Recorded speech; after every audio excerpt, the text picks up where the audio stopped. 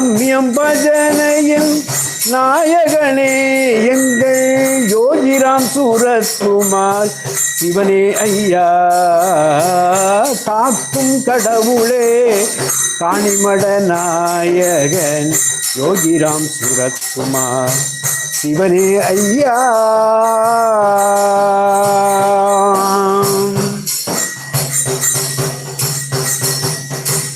என் ஆத்மா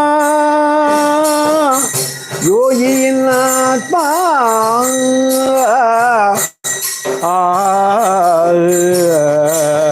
யோகியின் ஆத்மா காணிமடத்தில் என்றாய்